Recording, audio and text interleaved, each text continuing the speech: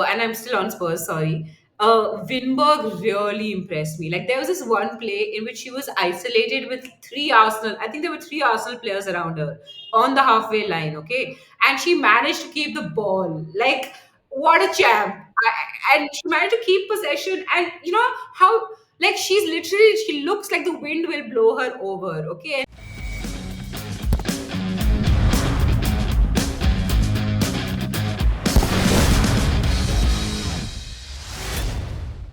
Hello, everyone. You're watching All About the W, your weekly deep dive into the WSL, stat stories, and standout performances. Let's break it all down. I'm Kai, and as always, I'm joined by Ash. Ash, good weekend of football for you? Great weekend of football. I am very happy right now. Arsenal drop points, Chelsea drop points, all my ops drop points. Technically, we also drop points, but it feels like a win. Yeah, absolutely, absolutely.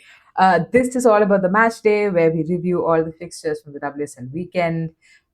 Before we get into it, a reminder if you're new to the channel, consider subscribing. If you are a regular, do not forget to hit that like button and comment below on this exciting weekend of football because let's be real, Man City were the real winners this weekend. Um, let's start with the Manchester derby, Ash. Man City versus Manchester United finishing 3-0 to City. Rebecca Knack scoring in the 26th minute, Bunny Shaw in the 43rd minute, and Lauren Hemp in the second minute of stoppage time of the first half. Ash, let's. This is a game that we sort of did a live watch along for. So, yeah, I think we had a lot of thoughts as we were watching the game. But looking back, what are some of the things that really stood out for you? Honestly, what stood out to me the most was City's press. City just pressed like a boss. The whole team pressed really well, and not just up front. You know, you expect Hemp and Shaw and Fujino, etc., to press like that's expected. But I like the midfield, just Miedema, Brown, and Yui just absolutely like bossed it in the midfield. And like every time United got the ball, they put them under pressure, got the ball back and recycled and went Yeah, again. yeah, It was just amazing. That City press. So like I was obviously like they're great on the ball. Everybody knows that. They're great. They have great ball players, they have great midfield.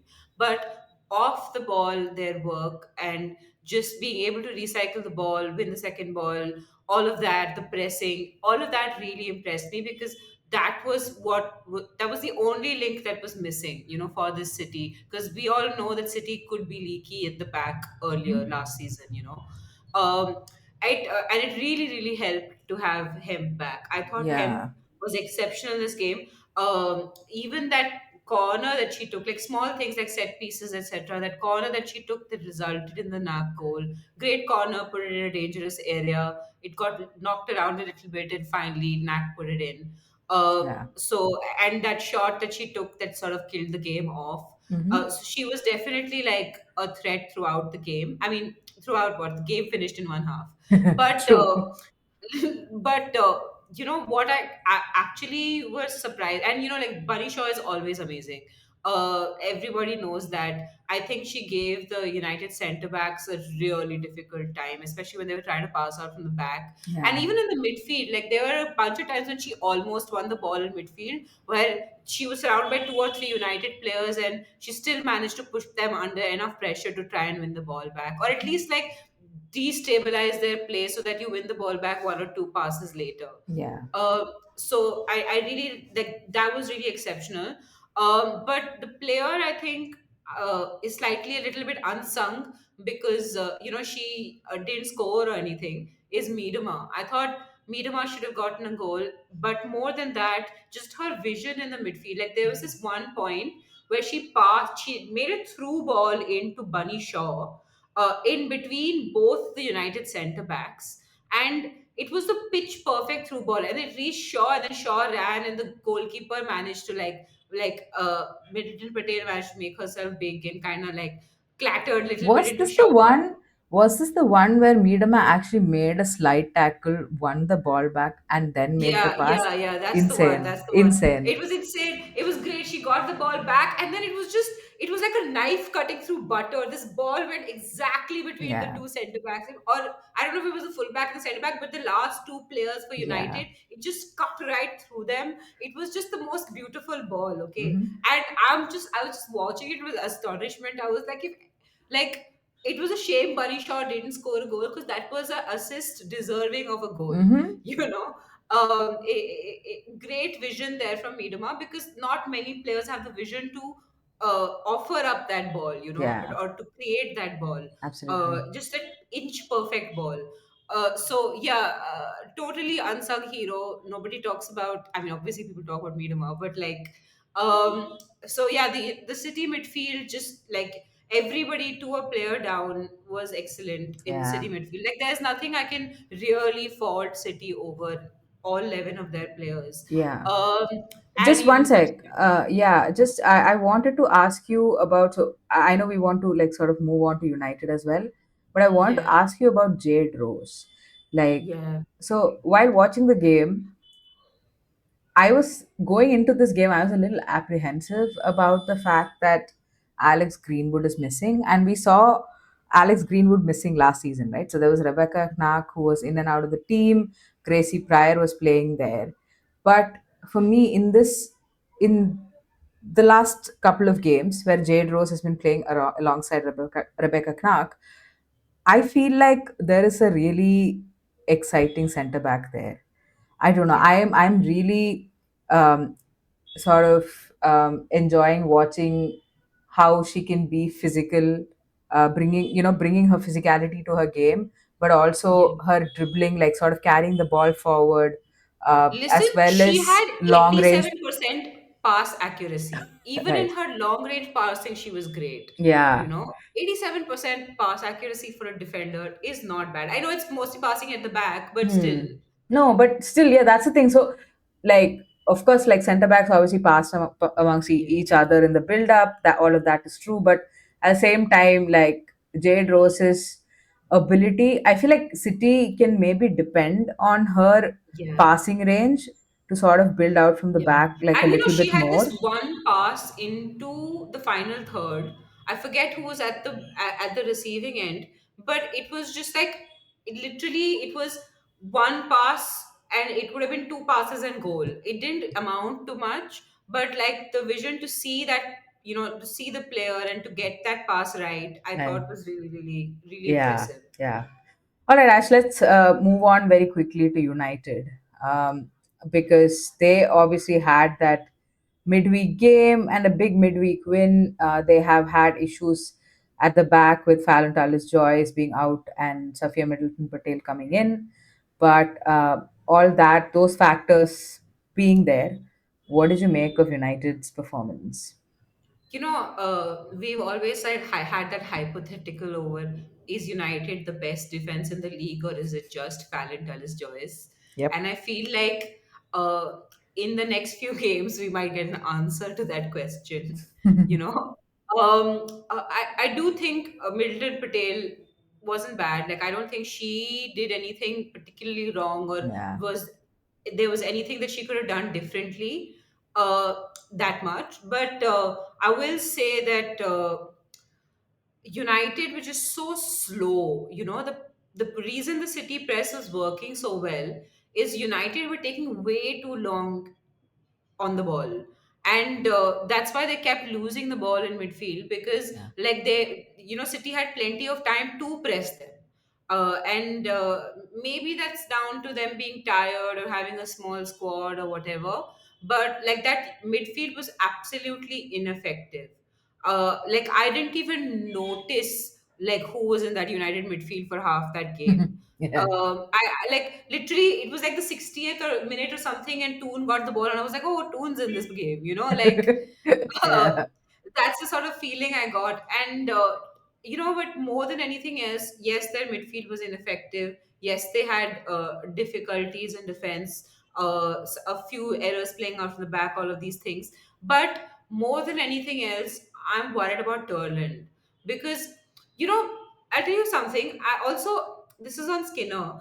You know, when he started the season and Mallard was on the left and Turin was in the center, that was really working for them, you know? Hmm. And instead, he's made this like for like change between Turin and Mallard when they actually work better together, you know, in my Hmm. opinion. Yeah.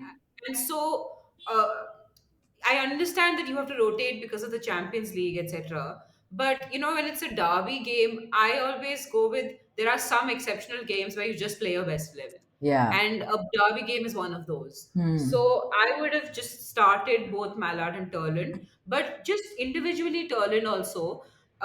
Yes, they didn't, United weren't able to get her the ball, but she's also not in a place to get the ball. You know, like Yeah. when City can't get the ball to Bunny Shaw manages to get the ball. You know, like Bunny Shaw makes her presence felt in every game. And that's, I mean, obviously, I'm not comparing Turlet to Shaw. Like, that's an unfair comparison. But I think there's something to be learned there in terms of movement, in terms of sort of coming back and overloading the midfield, getting the Yeah. ball back, all of these things, you know, like, don't just expect that the ball will come to you, or even it does come to you, make the run and pressure the goalkeeper more. And I Yeah. feel like that's missing. And you know, maybe it's a confidence issue, because I do feel like, you know, when Turlin's scoring, she feels she does much better. I don't know what it is, but she needs like a refresher course. I did think when Malad came on, she was slightly more, she was slightly brighter, but you know, Mallard has no ability to finish. Like when she scores, Finish. she does really well. Like finishing Yeah. is not her strong suit. But I don't know. I Can don't I know what United could have changed. can I also Security had a say, terrible game as well. yeah, security are terrible. You know, I'm just looking at this lineup, right? And Yeah, this choice to, I don't want to nitpick too much, but this choice to start Leah Galton. yeah, Um, okay, so I'm just looking at some of the numbers, right? So she's played 3 matches, including the yeah, derby, and in those 3 matches, she's played 108 minutes, yeah, of which 62 minutes came in the Manchester derby, yeah, right? So she's basically played like 26 minutes outside of this yeah, game. And to start a player who is, who's just coming back from injury, who's not the youngest player out there, she's 31 years and old. against Kasparai, who is perhaps the best defender City Yeah, had. exactly. Yeah. So, like, sometimes with Skinner, right, I feel like he plays this weird game against himself in the head. Like, of course, Yeah, like managers play games out in their heads. Like, obviously, that happens. But, like, sometimes Skinner is trying to fix problems that are not necessarily there. Like, why yeah, start Galton? Start Mallard, sub in Rolfer. Or, yeah, all this starting Turland, hooking her at halftime and then bringing Mallard yeah, on. Like, none of this yeah. makes sense. Like you said, start your best players and, like, don't put Leah Galton on the pitch in a Manchester derby, for God's sake. Yeah, or you can bring her on later. Nobody's saying you can't bring her on as a substitute, but start the game with your best players, you know. Yeah. And you know, I do feel like that link up play also between Sandberg and Galton was absolutely missing. And I think Kasparai and Fujino really took advantage of that, Yeah. particularly in that second goal against where Shaw was bearing down. That run from Kasparai and with the assist, there, where the hell was Sandberg? Nobody Sandberg, yeah. knows where Sandberg was, and I don't know where Galton was either. So like, uh, they clearly didn't have any sort of like sync between the two of them. Yeah. So, and that comes with playing together, you know. Exactly. So it's all these factors, right? It's about how that link up play happens down the wing as well as like with other attackers, midfielders, whatever it is. You need time on the pitch, along with just being match fit enough, to start in Yeah, a big. Like, I get it. Like, from one standpoint, you have a player who is, who's very passionate and who's going to bring you a lot of energy, and I respect all that. But I still feel like I would still pick, you know, especially when it's a question of match fitness, I would definitely pick the best 11. All yeah. right. Also Yeah. because it's a, you know, the thing is, I don't care if you had a midweek game. Like everyone has to be up for a derby. Like you can't be losing 3-0 in a Yeah. derby when you're supposed to be one of the best teams in the WSL.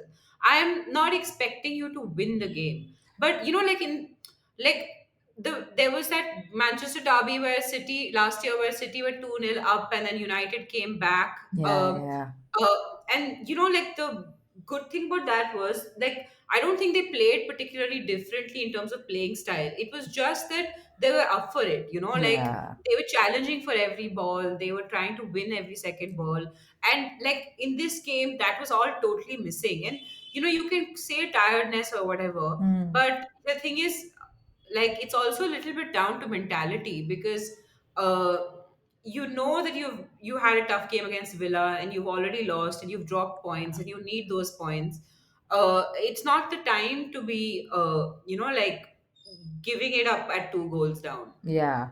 And I also think, like, when Shaw scores in the 43rd minute, like, that's the time to sort of shut up shop and, like, Yeah, go in 2-0 down. But they yeah, don't do that. They concede a very, I'm sorry, but a ridiculous goal. yeah. Like, the way Hemp had, somebody Watch tweeted the saying space of the how, world. Hemp had 12 business days to take that shot. And I Yeah, swear, man, she took a touch. She looked, she was like, okay, let me pick out the, yeah. corner of the a goal that I want to put it in. Yeah, anyway, but yeah, that was a killer Yeah. blow, right? Like, if they go 2 Also, nil like down, either you shut up shop or you go say fuck it, we're losing 2-0, go all out high line, kamikaze football. You can't do this in between where I'm this also and that also. yeah, I think sometimes you have to make a decision about who you are as a team. yeah. Okay, Ash, let's move on from the Manchester Derby to the North London Derby. Spurs versus Arsenal finishing nil-nil. As you said earlier that you drop points, but it definitely feels like this was a win for Spurs. I catched a little, I caught a little bit of the game on the side. I was doing a bunch of other things and I was just looking to see, oh, has somebody scored? Has somebody scored? But it never came. Uh, what did you think about this game? What was it like watching it? I mean, it was, to be fair, if you're a neutral, this was not the game for you. Like, it was a terrible game. I thought neither team did enough to deserve scoring a goal. Maybe Arsenal did slightly more than Spurs did, but I mean, Spurs was not even trying to score a goal, I think, at one point. But I have to say, like, in terms of like, if you're defensively minded and enjoy watching that, which I do sometimes, I thought it was heroic defending from Spurs. Like Lisa Cobb, I know I don't talk about her very often, but like she was exceptional. Like both in passing out from the back under pressure, like there was a lot of pressure. Like Russo and Blackstenius were constantly pressing her, and she was constantly managing to get the ball out from under her feet, quickly pass, get the play started. You know, Yeah. and so that credit to her for that, but also she kept us in the game with her shot stopping and positioning. Like I thought she must have at least, I don't know how many shots saved, but she must have had at least 3 or 4 decent saves in there, so she really kept us in that game. And like defensively, if I'm giving flowers to Cop, I also have to give them to Drew Spence and to Koga. So Mm. Drew Spence, okay, defending in the box, the number of, I think 2 or 3 times Drew Spence just did this wild clearance from the box to get the ball out. But that's all that was required of her. Nobody was intending to go forward. The point was to get the ball out of the box, and Drew Spence did that spectacularly. And Yeah. she was just using her physicality so well in the midfield against like players like Mariona. Like she was literally like bulldozing them, Hmm. and so that was really really wonderful to watch. It's my favorite thing to watch when Drew Spence does it, because I feel like she doesn't use her physicality often enough in the league, maybe because she's worried about penalties, etc. But like Yeah. I do feel like she should play to her strengths, go shoulder to shoulder, use her like physicality more, because it's one of the things. She's perhaps one of the most physical midfielders in the WSL when she puts her mind to it. Yeah. uh Koga got her pocket picked, I think, by Ford once. But like she learned really quick, like she picked up really quickly. She was amazing at like reading the movement of like Ford and Russo. And I think she was given the responsibility of marking Russo throughout the game, which she did fairly well, I think, personally. Hmm. And I do feel like, this year has been really exciting because we have so many young center backs that are excelling in the WSL. Yeah. There's Koga, there's Sangare, there's Jade Rose. So there are a lot of like really exceptional defensive talents that have come into the WSL this year, Yeah. and it gives me a lot of like pleasure that young people are being recognized for their defensive ability. Hmm. In attack, and I'm still on Spurs. Sorry.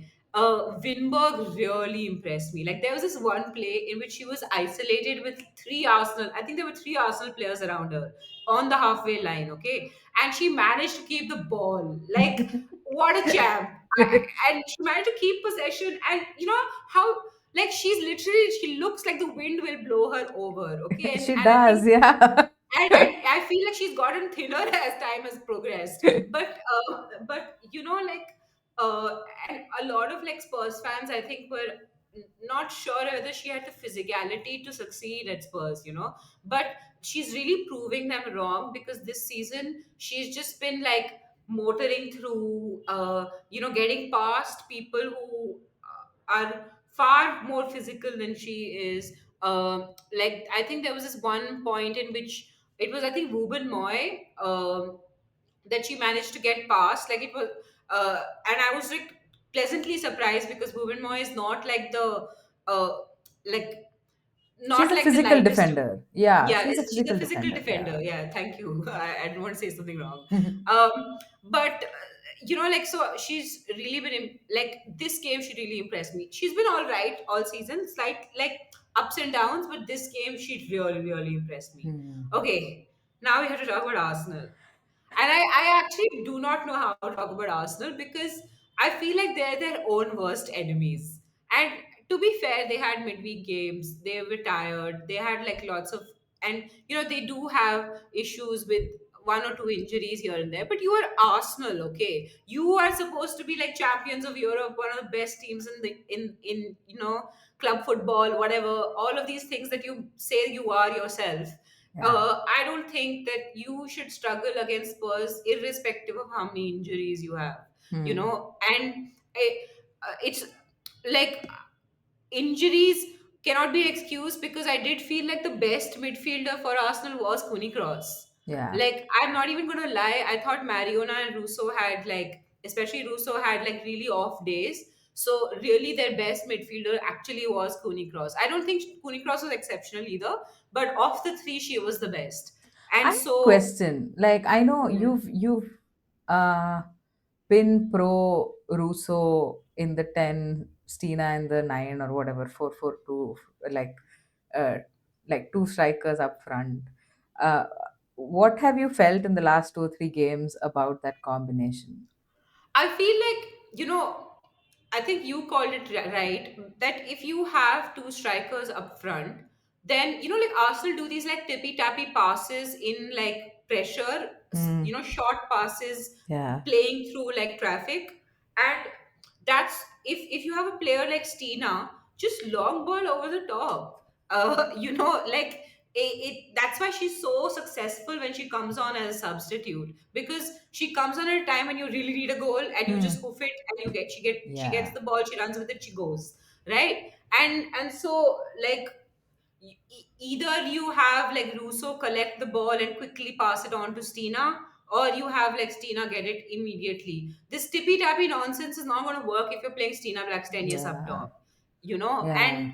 Um, and I feel like the tippy tappy nonsense also requires you to be really quick. And I thought that Arsenal were not like United, were not very quick on the ball. They took way too long, like 2, 3, 4 touches, five sometimes, before they would pass the ball, Yeah. and that was just like very un-Arsenal like. And so maybe there's a little bit of hesitancy there because there's a newish midfield. Mariona looks a little tired as well, so I think maybe they should give her a rest for one or two games, or bring Who her will on from the play? bench. Like, I mean, like Sleggers won't drop Mariona without Kim Little, and then your midfield is Russo, Pelova, and Cooney Cross. And I Oh, that's mean, also yeah. I have, Yeah, I they can't, really need to buy people. yeah, Yeah, I mean, also McCabe. Like McCabe gets an early yellow for like no reason. Like I know it's a North London derby, but it was a yellow for dissent, Heinz, right? yeah, for dissent, It's so and stupid. I'm like, why would you do, you're a senior player, you're no longer a 21-year-old, like it's just, I know it's McCabe, and she tends to be very passionate and passionate, but like, I just, at this point, I'm just like, what is the excuse to not start Heinz over McCabe? Yeah. Because I feel like every time Heinz comes on, she shows that she's an improvement over McCabe. Hmm. And in every way, she's faster than McCabe, she's more accurate than McCabe, she passes better than McCabe. Um, I've been I have been very like seesaw about Bet Mead as well this season. At first, I was like, she's too slow, she doesn't do enough. But then she was started to do really well for a little bit, and so I was like, maybe I'll take that back. But then again, now this game, I thought she was too slow. Yeah. So I'm a little bit like, I think she just lacks the consistency. Like if you're slow but you're precise, then like nobody's going to fault you. But I feel like Yeah. in this game she was very sluggish and she didn't really offer much. So, and there was nothing to, like, she does bring like a quality defensively as well, but there was nothing to defend. I mean, Yeah. yes, Winberg did bomb forward once or twice, but that was like, it wasn't like, there wasn't a lot that Spurs was offering in terms of like the other bodies bombing into the box. Yeah. I'm looking So at the wingers, and I mean, obviously, the options they have are Smith and Kelly. And I yeah, mean, well, one could even think about playing Pello out, right? But yeah, out and out, I think it's just Kelly and Olivia Smith. And obviously, Smith gets subbed in at halftime. yeah. Um, but I'm wondering if there is a fitness issue there, or are we seeing this, you know, like another round of Sleggers not trusting her players? Like, we've I think seen. it's that. I'll tell you what it is. I think they're all like 70%. Hmm, And so, like, all of these players, Kelly, Smith, or Mead, all of them, nobody can say that they're far and away the better player of the lot, yeah. And so you don't have a clear first choice. Hmm, And I think that comes down to, like for example, I'll give you an example with City. I don't like, Bene was excellent off the bench. Bene was excellent when she started. yeah. But the minute Mead is fit and can play, Mead, I'm saying, Hemp Hemp. is fit and can play, Hemp is far and away the first choice, Yeah. for obvious reasons. Arsenal, at least on that side, don't have that. I think Ford has done enough in previous games to uh, maybe solidify her position, but Yeah. I can't say the same for Mead.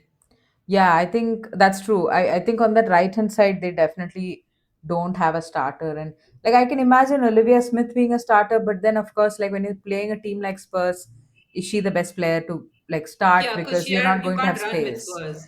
Spurs are already there. You can't outrun them because they're just camped out there. Yeah. No, but yeah, I think maybe that's where the choice of selection came from. And obviously, Smith comes on at halftime.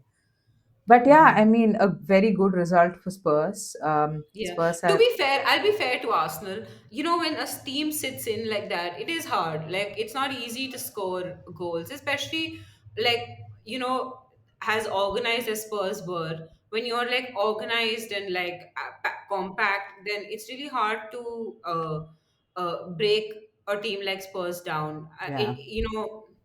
But then Arsenal is supposed to be that team that manages to get through these difficult Hmm. games where teams camp out. Because you're Arsenal, teams will camp out against you. That's Yeah. just the way it goes. Maybe it's going back to their like old ways of struggling against low blocks and things like that. Yeah, But yeah, I possibly. guess we'll see. Sorry, Kai, I had just one thing to add. A word of caution for Spurs. Like, as much as I appreciated it in this game that you camped out and you just didn't let Arsenal through, etc.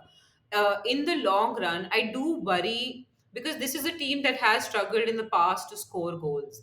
And under Wilhelm, like the previous to previous year under Wilhelm, it felt like Spurs were properly progressing into a mid-table team in the sense that the game was in their hands Yeah. and not in the opposition's. Hmm. You know, with the way that Ho has us playing, the minute we open up against a team like LCL, we Hmm. we concede 4 goals. Yeah. But the minute the minute we camp out, we can't score the goals. Yeah. And so I am a little bit worried when we play teams that are equivalent to us, whether we have enough in us to keep ourselves open but also score goals. Yeah. Yeah, no, that's fair. I mean, you also need to be in the habit of scoring goals, and I feel like the reality for a team like Spurs, in terms of where the goals are coming from, right? Like, for Yeah, example, you have Beth England who will score, you have Olivia Holt who will score, and Tanberg who will score. Sumanan maybe once in a while with a set piece. yeah, So there aren't a lot of places in that squad where the goal is coming from. So obviously, if you're going to concede four, the chances of you scoring four in the same game is just very low.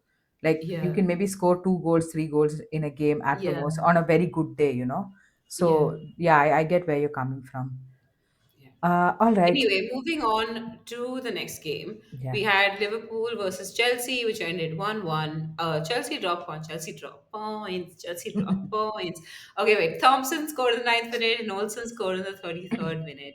Um, Kai, you disappointed with their performance? Uh yeah, I mean, honestly, I'm no more disappointed with their performance than I have been in the past few weeks, to be honest. It's been building up for quite some time. And I'm not talking about it in terms of like, oh, we've dropped points. Like we're 3 points behind City, still very much within touching distance. If like I mean, I personally feel like we won the league 6 times. I don't Yeah, know if I'll sit and cry if we don't win it the seventh time. yeah, So, like, just from a purely from like a fan who's watching football perspective rather than looking at the results, it's just very disappointing. I mean, like I was just reflecting on my own body language watching this game. Like I was yeah, able to see only the first half, and obviously we go in at halftime 1-1. And I just remember, like, I mean, despite the fact that I kept checking my phone, I just remember feeling that we will not be able to come back into this game, um, because for some reason, like, we start games really fast. yeah, um, and I have a really fun stat about starting games fast, but I'll come to that later. But we start games really fast, then like the momentum swings away from us, and then we're just not able to get back into games. So, yeah, like at halftime, when I like went to do my thing, I was like, okay, I'm just hoping that we don't concede, because you know what, at this point, I'll take whatever 2 points dropped, right? yeah, And like a lot has been made about like the goal that we did concede. Uh, yeah, I mean, our shape in possession, though, it was so, it was, it was, it was just comical. Like it was just yeah, hilarious. Like, what do you yeah, mean? I mean, every single player managed to do the wrong thing, like in yeah, terms of position, in terms of whether they press or make cover ground, like all of these decisions. Like, of course, like the ball kind of fell, fortunately for Liverpool, off of I think Nat Bjorn's. Like she was going in for a tackle and whatever, or she was running and it went off her leg, whatever it is. But literally every player in terms of position and their decision making, all of it, just it was just hilarious. It was just so wrong. And like, I look at Twitter and like there are so many people like, like making fun of Millie Bright for that conceded goal. And I'm like, you know what? That foot race against Olsen, I don't think any Chelsea defender is going to make up for that. Maybe apart from Ellie yeah, Carpenter. Like she yeah, has the ball, like she's carrying the ball, she's running forward, She's obviously like a pacey forward. She's gonna like Yeah. beat you, and that's true for any defender in the Chelsea squad. Yeah. But yeah, I mean, I'm just like what I feel, and what has been disappointing me for quite some time is Sonia's been around for over a year, and she Yeah. constantly says how she wants this team to be like a possession based football team, right? Yeah. But nobody in this team can hold on to the ball. Like, Yeah. if you look at your midfield, Erin Cuthbert sort of looks like a shadow of herself. Yeah. Captain loses a ball easily. Walsh is okay, right? If you look out wide, like JRK is very poor on the ball. Yeah. Um, like you look at our back line, we've seen Millie Bright having a really tough time on the ball. Neem Yeah. Charles, not great. So, like, Yeah. I mean, look at the profile of players you have. It's not a shock that you are not able to execute what you want to do, Yeah. especially when you look like a team that's just not being coached well. Yeah. You Yeah. know, Yeah. like when you look at I mean, I had to sort of force myself to watch that second half. And obviously, you're throwing everything at it, right? You want to try and score that goal. But Yeah. the point is, like, nobody knows where they need to be. Yeah. Like, people are all out of position. Like, you're passing when you're supposed to cross, you're crossing when you're supposed to make like a cutback. Like, it's all over the place. And, you know, this thing I said about scoring an early goal, I just want to, I think they mentioned this in the comms as well. So this is the sixth time this season that we've scored a goal before 10 minutes in a match, That which is is impressive. crazy. And still we are like drawing and losing, like doing like 1-0 wins, which Yeah. means like if there is a complacency issue, then the manager needs to address it, you Yeah, know? because even midweek you had an easy-ish game. I'm not saying any team is easy, but you had compared to say Arsenal or United, you had a much easier draw. Very easy And game, and you rotated pretty much the entire squad. yeah, so Everybody like you got can't rest. even blame it on, oh, we start sharp, but we're tired because we've been playing midweek games and so we can't keep it up. Yeah, absolutely. And like, if you like, if you want to be complacent, this is not a game you should be complacent in, because Yeah. like if you've been a part of the squad for a while, and most players have been, like we know that Liverpool away has been a very very tough fixture for us for the Yeah. last 6 7 years. Like I think last year is the first time we won a game there in like 6 years or something. So like it's not an easy place to go to. So Yeah. I'm just yeah, I just feel like there is a coaching issue. You have 66% possession, Ash. 66% possession and one shot on target. Yeah. Like your striker is like miles offside and asking for the ball. Like I mean, honestly, Aggie came off the bench and just like offside twice. Captain is too late in releasing the ball. It feels like there's no communication, there's no trust amongst the players. It's something like I feel like it's a coaching issue, it's a man managing issue. And when you look at the midfield, I feel like Walsh has like clarity on her role. I feel like Captain does too to some extent. But like Cuthbert is running around like a headless chicken. And I feel like part of that is because neither Captain nor Walsh do proper defensive work, which means Yeah. like Cuthbert is like just looking around, like seeing where I can go tackle, who I have to go tackle. Yeah. So there's no clarity of the roles, but also your midfield balance is wrong. So like the issue is for me, like we people keep talking about how Chelsea have like insane mentality and this and that. But like just look at this game, Ash. Like you go into halftime 1-1. You've conceded a really embarrassing goal, right? And like you have to come out firing. And Yeah. you know how many shots Chelsea took in the second half? Four shots in 45 minutes. Like credit to Liverpool, man. Like they defended well. They frustrated Chelsea really well. And I'm sorry to those who are watching. I'm not going to talk about Liverpool a whole lot because I'm just like super infuriated by Yeah. uh, this performance and everything that's led up to this performance as well. Like, you know, players were bad, the manager, the tactics were wrong, it was poor from everybody. And I saw a lot of people on Twitter talking about how, oh, maybe they're preoccupied with the midweek game against Barcelona. And I'm just like, bro, you're going to get battered in that game. Like if these are the kind of tactics you're going to go with, you're going to get battered in that game. And the Yeah. issue is To this. be fair, that game will be more open than Liverpool were against Yeah, Chelsea. but that's the thing. That's what I'm coming to. It's also because we've been so obviously with Barcelona, you're not. It'll be open, but you're not going to create a whole lot because Yeah. you're not going to have the ball, which means you just have to be clinical, which we can't do because we've been incredibly wasteful in front of goal. Yeah. So I mean, it's just really annoying because and listen, I'm not going to be like an annoying fan who's like, oh, it doesn't matter that we have this record unbeaten streak or whatever. It is very impressive.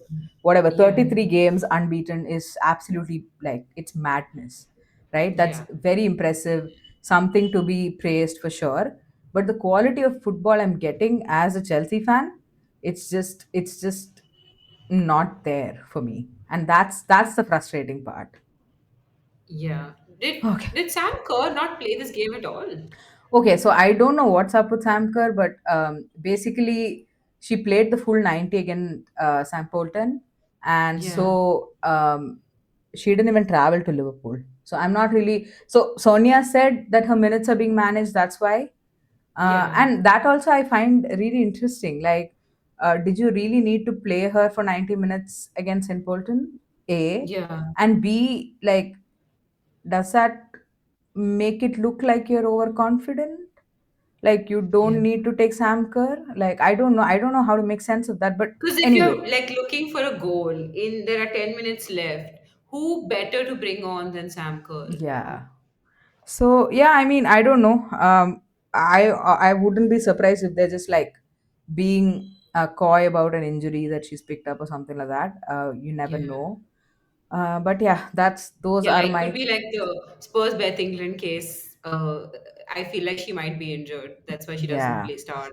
Anyway, Villa versus LCL. Unless you have something to No, add. no, we've been going on for really long. Yeah, Villa versus LCL ended 1-3 to LCL. What a great performance from LCL. LCL perhaps turning into one of the best teams in the WSL Hmm. after the front four. Yeah. Kumagai scored in the 12th minute in the fifth and in the 55th minute with a brace. Goodwin scored in the 51st minute, and for Villa, uh, quite the trusty feat of Hansen scored in the 33rd minute.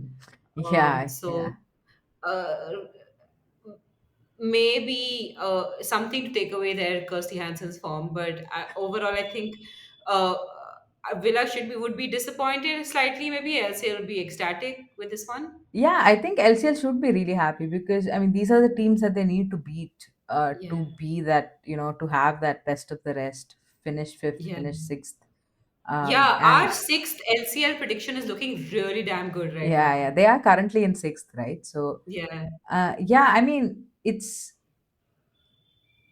the funny thing is Villa are doing the exact opposite of this, where they're going and beating teams that they have no business beating. yeah, Right? But I mean, credit to them for doing so. And then they yeah, fumble against like a London City Lionesses or like a Leicester. I think they drew against Leicester, and I was just yeah, looking at Villa, the home games that they've played, and they played 4 games at home this season, and they've lost 2 and they've drawn 2, so they've yeah, not won at home yet. Yeah, I think the one thing I'll say is maybe this did affect the Villa defense a little bit, but Anna Patton pulled out of the starting 11. She was named, and then I think maybe it's like an injury or something.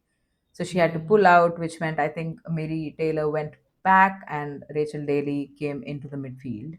So I'm not really sure, but Villa's set piece defending was just, wow, it was god awful. Like Kumagai scores the first goal, it comes from a corner, right? yeah, She's like kind of unmarked at the back post, okay, yeah. and then after this, 2 more corners come in, right? She's Oh wow. unmarked at the back post in both those corners, Was and Aslani taking those corners? Because Aslani's in my team. yeah, I think she's been, yeah. Yay! You had a really good week, by the way. Oh, I didn't check. Yeah. Anyway, so two Kumagai has 2 attempts, right? Misses those, and then she has a fourth attempt.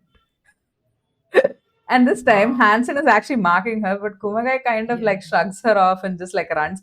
I mean, that goal, the finish was really nice from Kumagai, Yeah. the second one. But yeah, I mean, the set piece defending was so bad. Like, it did make me wonder how big a role Patton has in sort of organizing it, and Yeah, just yeah, like yeah. commanding, that sort of a role. And generally, I she's mean, been.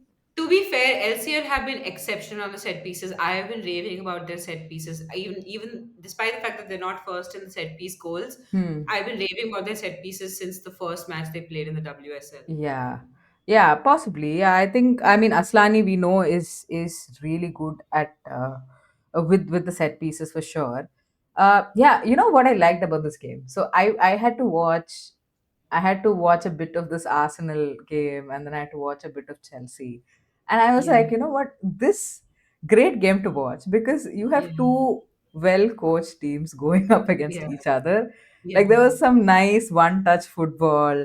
They were moving the ball well. Like, obviously, I think LCL obviously had the better of it. They were the yeah, better team, but it was like, it was nice football to watch. And you know it was like, the funniest thing in this game was, like, we never go a week without some kind of refereeing drama.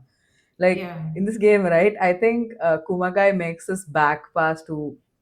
So there's 1 minute added time, okay, at halftime. yeah, And so basically, a couple of players go down here and there, and the stoppage, so it's gone on to like about 2 minutes 30 seconds. And Kumagai makes this back pass, which is really bad. And I think Georgia Mullet is sort of like, kind of like running at it.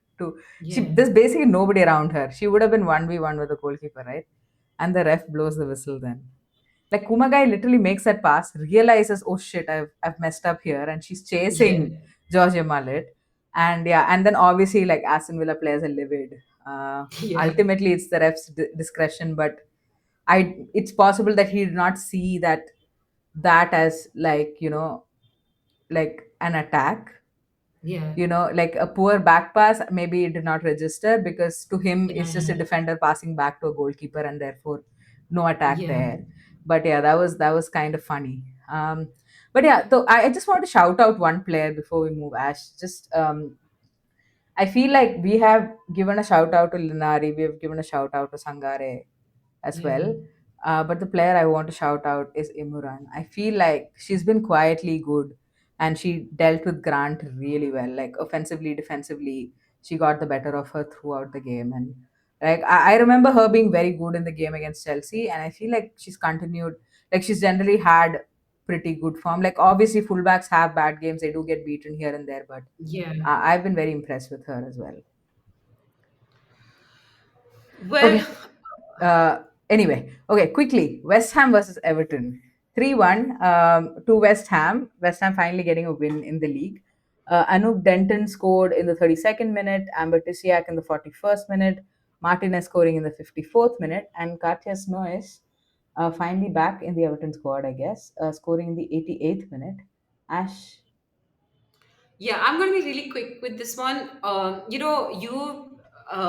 You have been telling us that West Ham have been quietly getting better. They had that 5-0 win against Southampton, I think. Hmm. And so everyone was just like, oh, West Ham are getting better, West Ham are getting better. But I didn't believe it, because I thought even without Kelly Gargo, that Everton would definitely turn up. But I feel like Everton, when they don't have Gargo, Tony Payne, like when it's a 4-4, you're playing a 4-4-2, and Tony Payne just doesn't know what to do by Yeah. herself. You just need that player who's just going to like dunk the ball into Yeah. the goal.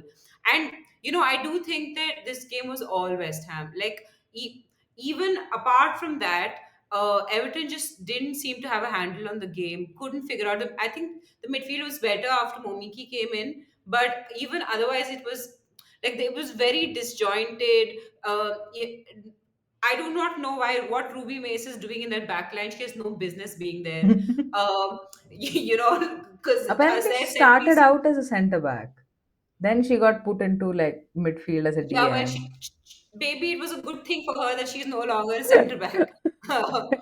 Because Oh like the no. organization was all messed up, and like their set piece defending was not great either. I think The second goal by Tiziak. So the first goal by West Ham was kind of fortuitous. So you can like let it go. It was bad defending, but it was a quick turnaround, and like Denton just like managed to get the ball on a cross. I forget who crossed it. It was a quick cross in. Yeah. I think it was Henshaw, but I'm not sure.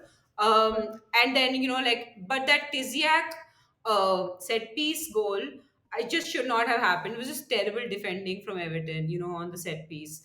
And I have to say, Shakira Martinez, I think she's a confidence player because she managed to get a few goals in like the previous games. I'm not sure. Did she score in the previous WSL game? She scored against Southampton for sure, but I can't remember if she scored in the previous WSL game. I think she did. I think she Um, did too. Yeah. yeah, so like just the confidence of scoring gets her going, and I think she's hitting a purple patch. Watch the world, watch out. Watch out, Martinez right? is here because she's becoming such a great tap in merchant, and it's like tap in merchant for me is a big, huge compliment for a striker Hmm. because you just have to be there. Like you have to Yeah. be there and you have to be precise. Nothing else. You don't require to do anything fancy. I think that's the role of a striker, and if they do it well, they will score goals. Mm-hmm. Especially in a team like West Ham, where the whole thing is designed for you to have a physical presence in the box. Yeah. So I thought that she did it really well. She did that really well. But the player that, and of course, Ueki as usual was fabulous. Like everything, all the link up play was happening through Ueki. I Yeah. thought that she was perhaps the best uh, midfielder, attacker for West Ham. Mm-hmm. But the player I want to like call out, like give flowers to, is Verena Henshaw on the Mm-hmm. right. She should have gotten a goal. It's a pity she didn't. In fact, West Ham she could have been like 4-1 or something at least. Yeah. She could have been much better. Like she was just bombing down that right, and nobody like in the Everton lineup knew how to deal with her. Like Kitagawa, Hayashi, Ishikawa, none of them could figure out how to deal with her, how to mark her. Mm. She's really fast as well, and it helps that she's on the side that Ueki is playing on. So that really worked out well for them. But another player from Everton that I kind of want to talk about is Fernandez. I feel like Fernandez has been here since Jan in Everton, but maybe she still needs to get used to the league because like the Spanish league is not as physical, and Fernandez is great when she's going forward, but defensively I feel like she overcommits. She doesn't know when to put in those tackles, and when Hmm. you're up against somebody of the caliber of Asai or Denton, you're always going to, if you're not like physical, and if you're not like quick at judging their movement, you're Hmm. always going to concede a goal. And I Yeah. think she had trouble throughout the game. So I think Fernandez needs to think about her role defensively. It didn't help that she was partnered with Ruby Mace on that side. That Everton But backline, right? I feel like Ishikawa as well as Fernandez. I think they started yeah, out with Ishikawa and Fernandez as like the center back pairing. yeah, And I feel like, they both had games where they had like major errors. And so yeah, first I think Ishikawa got dropped and then Fernandez got dropped. And I think Fernandez also picked up an injury at some point. yeah, So she yeah, was yeah. out for a couple of weeks. So like yeah, I feel And to like be fair, Fernandez is also young. She's only 21 years old. yeah, yeah, yeah. So maybe yeah, it's just not getting into the rhythm of things. But of course, like you said, that decision making also does matter Yeah, a I lot. think rhythm has been a problem for Everton in every department because apart from when Gago was playing, they lack the attacking precision, they lack the Yeah, midfield rhythm, they lack the it just as a unit they are not working. And yeah. I feel like Brian Sorensen needs to go back to the drawing books and figure out what his best 11 is. I keep Mm. saying it week after week, but this was really like at least in the Villa game and all, you had like hope for Everton because you were like, oh, Everton are quietly getting better. Yeah. But maybe that was just all just Kelly Gargo because when the minute she stopped playing, it all just went to crap because West Ham. I swear West Ham could have beaten them 5-1. Like there was also this Yeah. one ghost goal that not controversial. Like I'm pretty sure it didn't go past the line. But if you ask a West Ham fan, I'm sure they think it did. Oh, there's You another know? ghost goal. Wow, that happens every 3 weeks in the league. and they still can't Yeah, seem to get goal line yeah. technology. Moving on, I feel like I said I'll be short and I wasn't. Brighton versus Leicester ended 4-1 to Brighton. Easy day out. Haley 27 scored in the 27th minute. Mpome scored in the 47th minute. Ollie Slagers scored for me, thank God, in the 87th minute. I did not do well in fantasy, by the way. Seke scored in extra time in the 94th minute. And then O'Brien got a consolation in the 75th minute for Leicester.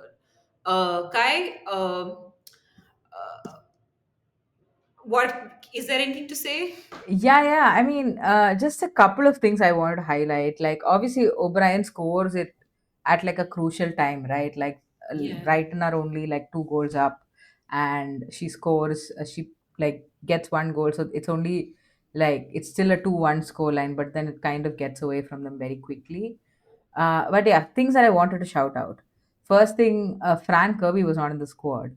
So I was very worried for Brighton. I was like, chalo, this is going to happen. Like every time Fran Kirby is not playing for Brighton, we kind of know what happens. But fortunately, it didn't in this game, which is a good sign for Brighton. Um, what I wanted to shout out, like point out, one is Seke started in the nine in this game, which I thought was a very, very interesting choice from Vidicic.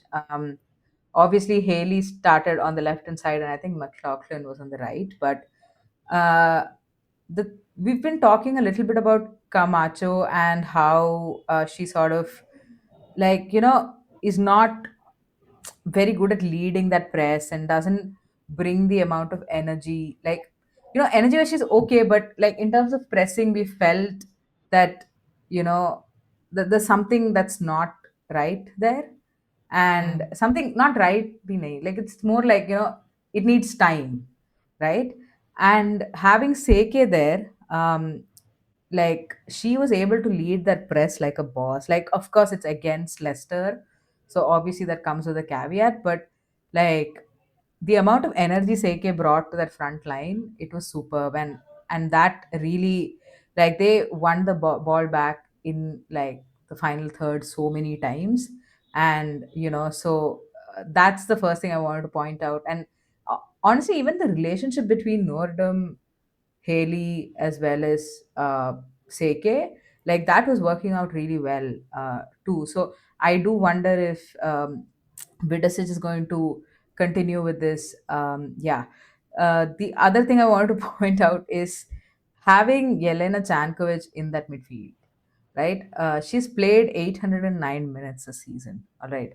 She played 903 minutes the whole of last season, yeah. 330 minutes the year before that, and 629 in her first year at the WSL. So she's getting there to the most number of minutes she's played. She started, I think, all 9 games for Brighton, Yeah. and you can see the quality she brings when she has that rhythm. Unfortunately, this is like a player who struggles with injury a lot. So getting more minutes, honestly, we're seeing the best of her. She's an incredibly underrated player, according to me. And yeah, I think Brighton are benefiting a lot from having her in that midfield. Just having a stay, like even having a stable midfield of just like a pivot of Tankovic and Macy Simons. Um, Yeah. like obviously they've not got the results, but I do feel like it's helped them a lot. But yeah, definitely a player to watch out for. Yeah, the last thing, I mean, unfortunately, it's a disappointing one for Leicester, which is Yuta Rantala went down. She was slowly building up her minutes. I think she was Yeah. returning from a knee injury. Such an exciting player to watch. She's such an audacious player. So even in the And game they against need Bright, attackers, so yeah, it's yeah, a yeah. even And sadder. so like even yesterday, like she caught who's the goalkeeper? Nadosi off her line, and she tried to sort of score from near the halfway line, and like that's the kind of stuff Rantala brings, right? So obviously, yeah, she it seemed like she had hurt her knee again, which is it's really frustrating to watch players go through the same injuries or just injuries in general over and over again. And she looked pretty upset. They don't have Kaiman, so yeah, in terms of attack, it's definitely worrying for Leicester for sure. Yeah. All right. I think that wraps up our review for game week 9 of the WSL. Again, a reminder, if you're new to the channel, consider subscribing. If you are a regular, don't forget to hit that like button. Let us know what you thought of the WSL weekend. And also, if you're a City fan, let us know how good you're feeling about your title chances. Uh, all right. So, Ash and I will be back with you for a With Champions a League preview preview. Yeah. episode of the Chelsea versus Barcelona Yeah, game. and we have a special guest who will be coming on to preview that game. And of course, we'll have a few live watch alongs to the Champions League fixtures this week. So we'll catch you in the next one. Bye bye.